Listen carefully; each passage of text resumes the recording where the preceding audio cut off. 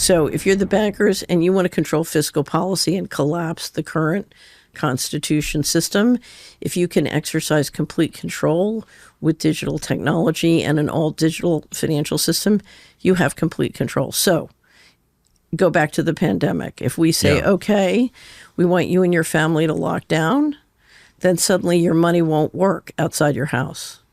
You know, you can order a pizza to be delivered, but you can't leave the house. If you have an electric car, ultimately you can turn off the electric car. And if they say, well, we want you to take the shot, and it's mandated, if you don't take it, we'll turn off your money. Right. So you're talking about complete control. Real ID, to do a control grid, you need a very high quality precision national ID that's interoperable with all the other IDs around the world. Kristi Noem out there pushing the Real ID like there's no tomorrow. So they're working, and it's done through the states, but the feds are pushing it. So the first thing you need is a digital ID. The second thing you need is an all-digital financial system. So you got to kill cash, and you got to make everybody interact digitally. And do you think this is something that could legitimately be implemented? And if so, how soon do you think they would start doing this? I think as soon as you pass the Genius Act, it can go very, very fast. And where are we at right now with the Genius Act and it getting passed? I'm assuming it's going to pass sometime soon. If it doesn't pass before the session breaks, it'll pass in the fall, is my guess. To do a control grid, we need a digital ID implemented that's very high quality, high precise. Check the box.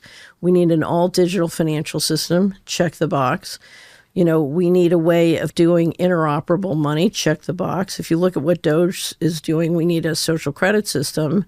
Check the box. So if I wanted to stop fraud in the U.S. government, I would say there's 20 trillion missing from DOD. There's $1 trillion missing from HUD. I'm going to go in, figure out where it went, get it back. Right. That's not what they did. If you said to me, I want to build a social credit system that can be used to enforce control against the American people and basically lock them down with both enforcement and social credit, I would go get the Social Security data, the IRS data, and the Treasury payment data. And that's exactly what they did.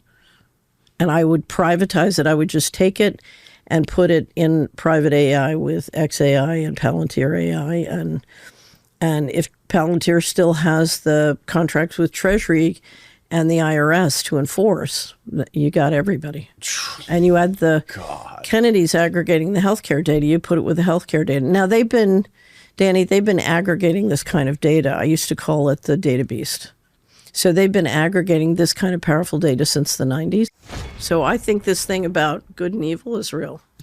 And I can't find it anymore. I found it once. There were in the 30s, a British physicist got up and said, you know, we are being manipulated but from other dimensions by intelligent beings from other dimensions. So I think, you know, if you study Christianity and you read the Bible, you're dealing with both divine intelligence and demonic intelligence. And I think too much of the leadership has gotten deeply involved in the occult and demonic kinds of intelligence.